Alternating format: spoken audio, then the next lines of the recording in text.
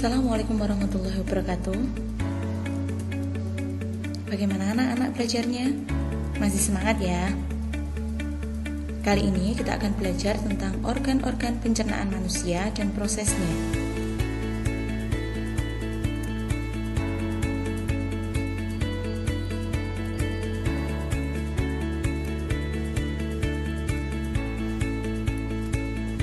Seperti yang telah kamu pelajari bahwa organ-organ pencernaan terdiri dari 1. Rongga mulut, yang kedua kerongkongan atau esofagus, yang ketiga lambung, keempat usus halus, kelima usus besar, dan yang terakhir anus.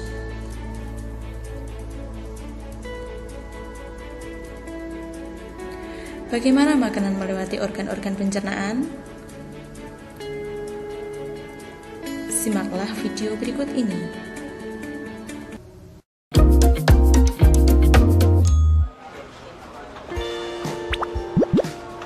Hey kawan, namaku Gilbert si anggur. Ya, nama itu adalah ide ayahku. Omong-omong, hari ini aku akan melakukan perjalanan seru ke dalam tubuh manusia. Jadi, mau menonton? Perjalanan dimulai ketika manusia menuju ke ruang makan siang kantor, membuka kotak makan siangnya dan menemukanku di sana. Apalagi yang ada di sini? Roti lapis kalkun, yogurt. Dia sudah menggigit roti lapisnya. Oh, sekarang giliranku. Dia memasukkanku ke mulutnya. Ini saatnya pergi. Jujur, cukup basah dan hangat di sini. Mulut adalah pintu gerbang ke sistem pencernaan.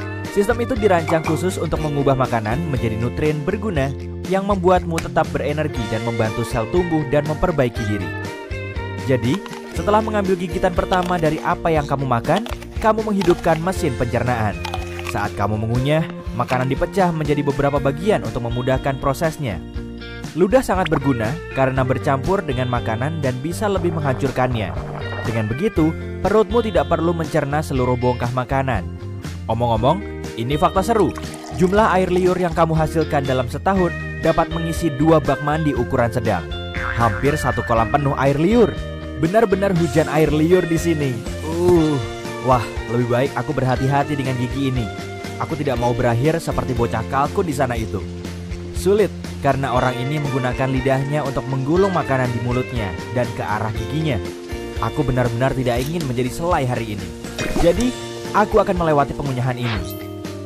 Ayo turun. Wih! Sekarang kita menuju tenggorokan. Ini juga disebut faring. Oh, jalan bercabang. Aku harus pergi kemana? Cap cip cup kembang kuncup. Sepertinya kita harus ke sini. Tunggu, sepertinya aku salah belok.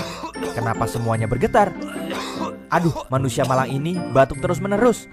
Tolong tepuk punggungnya. Sudah, naik lagi. Maaf kawan. Nyaris saja.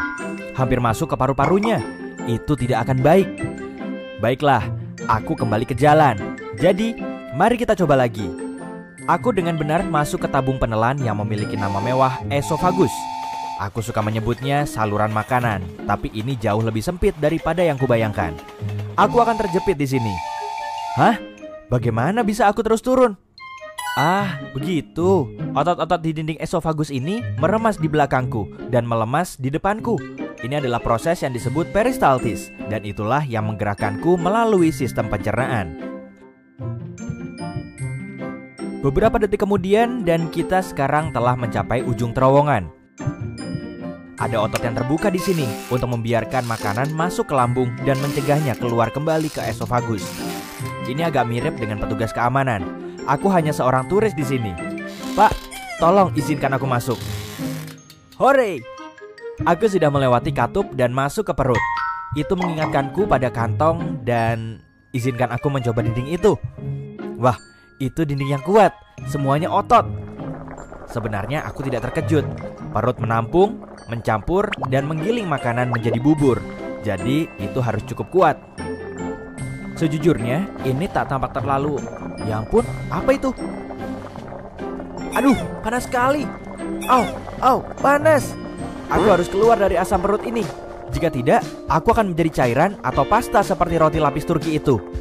Tidak apa-apa, aku sudah bersiap. Aku membawa perangkat kecil yang sangat berguna dan akan melindungiku dalam gelembung pelindung. Makanan biasanya tidak memiliki ini, tapi aku punya. Koneksi. Itu rahasia. Aku hanya perlu menekan tombol ini. Sudah, sekarang aku bisa terus berbicara denganmu sepanjang jalan, alih-alih berubah menjadi jeli anggur. Perhentian berikutnya, usus kecil. Organ berliku yang panjang melingkar ini terdiri dari 3 bagian. Saat aku bilang panjang, aku serius. Jika kamu merentangkannya, yang tidak kusarankan karena itu perlu digulung. Dan di dalam tubuhmu, kamu akan mendapatkan tabung yang lebih dari 6 meter panjangnya. Yap, itu setinggi jerapah dan semua dimasukkan ke tubuhmu. Harus kuakui, cukup hangat di sini. Hampir seperti resort tropis, tapi di lautan, Empedu. Oh iya, aku terlindungi dalam gelembung kecil. Jangan khawatir. Empedu sangat penting untuk mencerna lemak dan mengeluarkan semua kotoran dari darah. Jadi, bersyukurlah hatimu menghasilkannya. Pankreas juga membantu proses dengan beberapa enzim baik. Dan benda yang terlihat seperti buah pir di sana, itu kantong empedu. Itu terletak di bawah hati dan menyimpan empedu di dalamnya sampai saat yang tepat datang. Astaga, benda ini benar-benar melingkar ya? Aku agak pusing karena tikungan dan belokan, tapi tak bisa kembali sekarang. Dinding usus yang berkontraksi ini terus mendorongku ke depan. Sepertinya aku sudah berada di bagian akhir dari usus kecil dan terus ke langkah selanjutnya dari perjalananku. Usus besar, juga dikenal sebagai kolon. Itu adalah tabung berotot yang panjangnya 1,5 sampai 2 meter. Tunggu dulu. Shh, kamu dengar itu? Aku tidak sendirian. Aku dikepung. Mereka mendekat. Itu bakteri. Ada banyak sekali di sini. Oh, apakah orang ini terjangkit penyakit parasit usus atau semacamnya? Tidak. Usus membutuhkan bakteri baik untuk membantu memecah makanan, vitamin, dan nutrien sehingga tubuh bisa menggunakannya. Hai semuanya. Hei, benda kecil apa itu di pintu masuk? Ah, itu pasti usus buntu. Itu tidak terlalu berguna selain menampung bakteri yang mungkin perlu dilepaskan ke usus. Itu juga punya beberapa jaringan yang berguna untuk sistem kekebalan tubuh. Tapi sebagian besar itu adalah benda kecil yang tidak berguna. Jadi orang masih bisa hidup tanpanya. Hei, jika usus buntu meradang, dokter akan memotongnya. Serius, sepertinya orang ini masih memilikinya. Baguslah. Omong-omong, kita sekarang ada di usus besar dan aku senang. Di sini agak lebih luas. Jika tak memakai gelembung pelindung rahasiaku yang mewah, aku pasti akan berbicara kepadamu sekarang sebagai bubur ampas cair kekuningan. Saat kontraksi otot ini mendorongku melalui usus besar, semua air diisap dariku. Bentuk terakhirku, feses. Yap, tinja, kotoran, apapun itu sebutannya, itu terbentuk di usus besar. Masih banyak bakteri di mana-mana. Mereka benar-benar bekerja keras ya. Tak boleh terlalu sedikit atau terlalu banyak. Jika tidak, kamu akan mengalami masalah pencernaan seperti intoleransi makanan. Mereka juga memainkan peran besar dalam kekebalan tubuh. Dan itu sebabnya kamu punya triliunan bakteri di tubuhmu. Terus bekerja dengan baik teman-teman. Aku dalam perjalanan melalui kolon kiri. Ketika terlalu penuh dengan feses, kolon memutuskan untuk membuang semuanya ke rektum karena tidak dapat menahannya sendiri. Biasanya memakan waktu sekitar 36 jam bagi apa yang tersisa dari makananmu. Tidak banyak sekarang, hanya ampas untuk mencapai titik ini. Tapi aku sudah mempercepat perjalanan ini karena ada hal lain yang harus kulakukan. Jadi, mari kita menuju rektum. Meluncur! Rektum adalah ruang lurus yang panjangnya sekitar 20 cm. Ini memiliki sensor khusus seperti ini atau yang ada di sana yang memberitahu saat ada sesuatu yang harus kamu buang. Mereka mengirim sinyal kepada otak saat feses atau gas ingin keluar. Itu saat kita berpikir, oh, harus ke kamar mandi. Jika saatnya tepat, yaitu kamu menemukan toilet dan sfinkter lemas, tara, feses keluar. Sampai jumpa pizza dari sarapan kemarin. Apa? Di sini tidak ada yang makan pizza dingin untuk sarapan. Baiklah, kalau begitu, seperti apa sarapanmu biasanya? Beritahu aku di kolom komentar. Omong-omong, saat momennya belum tepat untuk mengeluarkan feses, sfinkter berkontraksi. Sensor rektum itu membantu juga sehingga keinginan untuk mengeluarkan isinya hilang untuk sementara waktu. Kamu seharusnya senang, rektum dan sfinktermu bekerja keras untuk menahan feses ketika waktunya tidak tepat. Seperti saat kamu menyetir ke kantor, berkencan, membeli bahan makanan, tidur.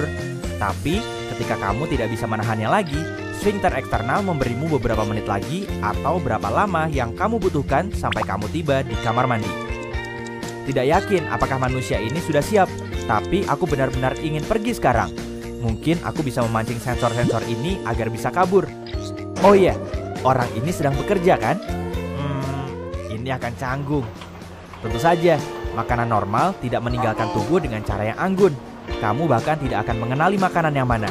Tapi bagiku, Gilbert si anggur, aku masih punya banyak hal penting untuk dilakukan. Jadi, hei kawan, ayo ke toilet. Aku pergi ya, selamat tinggal. Wah, itu berbeda. Hei, jika kamu mempelajari hal baru hari ini, tekan tombol suka pada video ini dan bagikan kepada temanmu. Berikut beberapa video keren yang pasti kamu akan suka.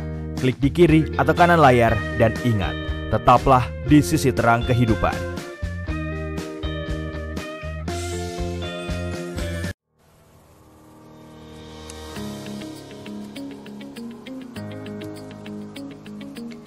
Makanan dalam tubuh mengalami perubahan secara mekanis dan kimiawi.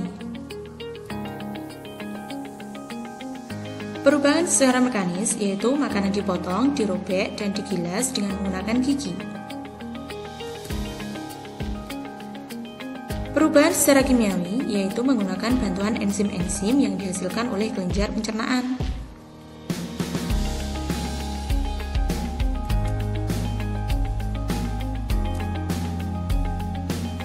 Alat pencernaan terdiri dari: yang pertama, saluran pencernaan.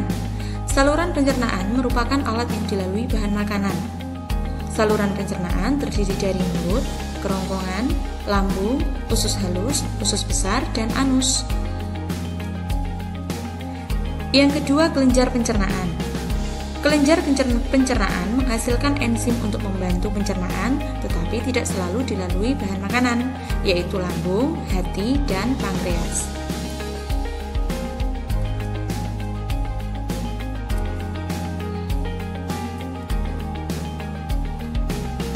Yang pertama, rongga mulut.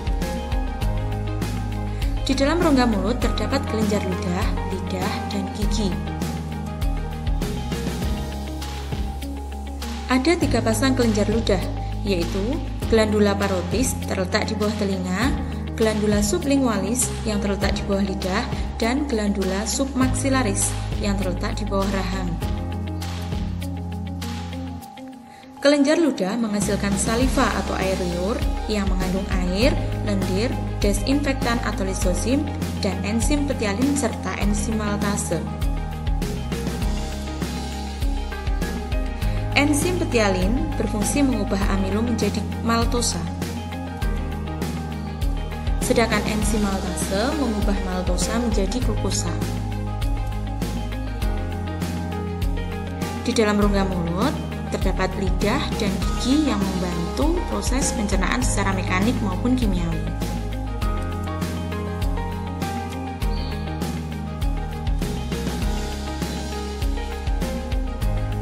Yang kedua, kerongkongan atau esofagus.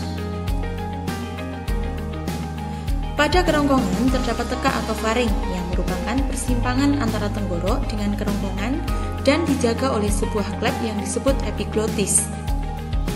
Klep tersebut akan membuka waktu bernafas sehingga udara masuk ke tenggorokan. Klep akan menutup saat menelan sehingga makanan tidak masuk ke tenggorokan.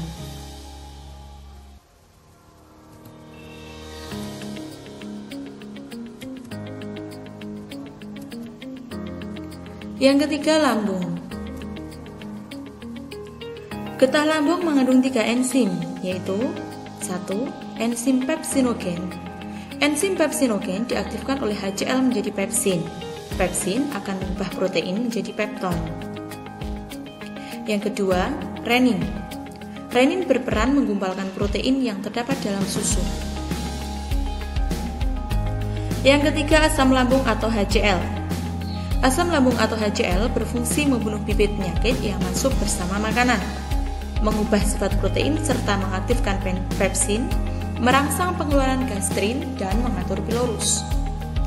Ini adalah struktur lambung, di mana lambung terdiri dari 3 bagian, yaitu kardiak, fundus, dan pilorus.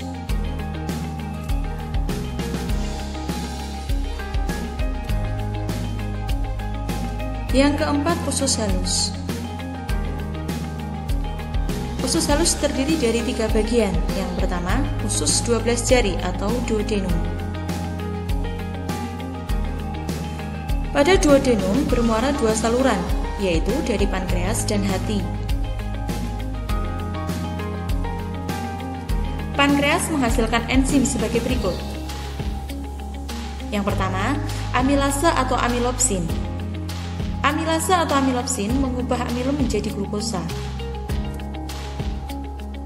Yang kedua, tripsin mengubah protein menjadi asam amino. Yang ketiga, lipase mengubah lemak menjadi asam lemak dan gliserol. Saluran yang kedua bermuara dari hati. Hati menghasilkan empedu. Empedu merupakan hasil perombakan sel darah merah yang rusak atau aus dan berfungsi untuk mengemulsikan lemak.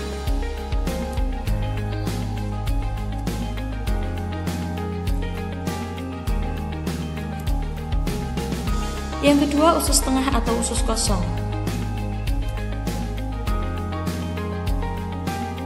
Pada usus tengah atau usus kosong terjadi penyempurnaan pencernaan dan sekaligus sebagai tempat pencernaan terakhir yang siap diedarkan oleh darah, menghasilkan enzim pencernaan sebagai berikut. Maltase. Maltase mengubah maltosa menjadi glukosa. Yang kedua, enzim sukrase yang mengubah sukrosa menjadi glukosa dan fruktosa. Dan yang ketiga, enzim laktase yang mengubah laktosa menjadi glukosa dan galaktosa.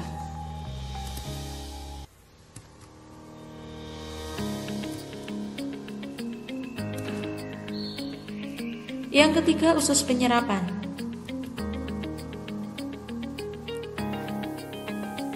Terjadi penyerapan sari-sari makanan oleh dinding usus yang mempunyai jonjot usus atau villi, dan di dalamnya terdapat pembuluh darah kapiler yang berfungsi menyerap sari-sari makanan berupa glukosa, asam amino, vitamin, dan mineral ke seluruh tubuh.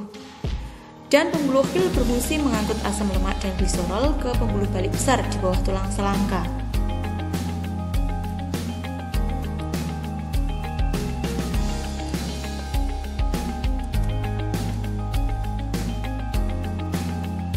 Organ yang kelima yaitu usus besar. Dalam usus besar terjadi pengaturan kadar air pada sisa makanan dan pembusukan sisa makanan oleh bakteri Escherichia coli. Inilah struktur usus besar.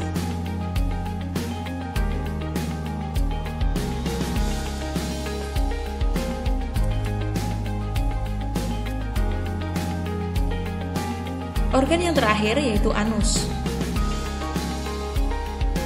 Anus merupakan muara pengeluaran dari rektum. Terdapat 2 macam otot pada anus, yaitu yang pertama, otot polos. Otot polos terletak di sebelah dalam yang merupakan otot tak sadar. Yang kedua, otot lurik. Otot lurik terletak di sebelah luar yang merupakan otot sadar.